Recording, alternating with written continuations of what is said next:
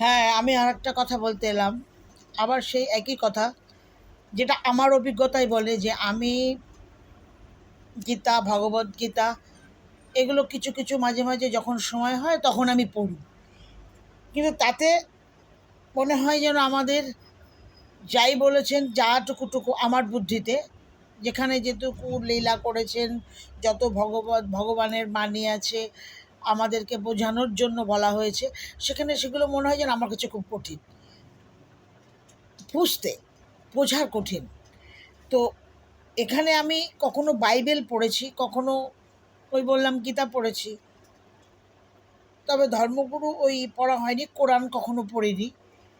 কিন্তু আমার বাইবেলে যেটা যিশুদেব, যীশুখ্রিস্ট ভগবান, ওনার কথাগুলো খুব সহজ করে, ওনার যা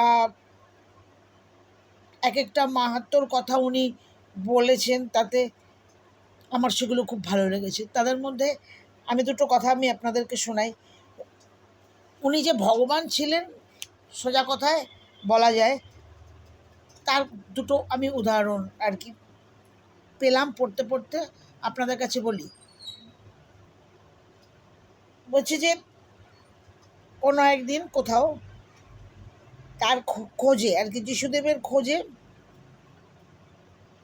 সব শিষ্যরা তো আনাগোনা করেই, লোকজন, মানে ওনার কাছে শিষ্যরা শুধু না, উনি যেখান দিয়ে যান আর কি, জেরুজালেম ওখানে আর কি, সেই সময়কার।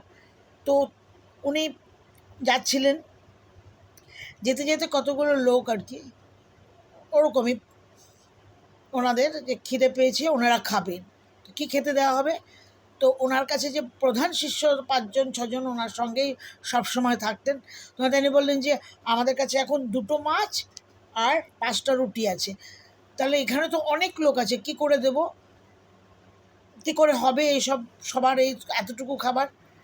তখন বলছে, হ্যাঁ তুমি ডাকো না, তোমরা ডাকো। দিয়ে সবাইকে ডেকে বসালো মাটিতে, বসিয়ে উনি উনি নিজে নিজে টুকরো টুকরো করে রুটি আর মাছ যখন দিল, সবার তো হয়ে গেলই, আর যেগুলো পড়েছিল সেগুলো যখন ঝুড়িতে রাখা হয়েছিল, সেই ঝুড়িও নাকি ভরে গেছিল।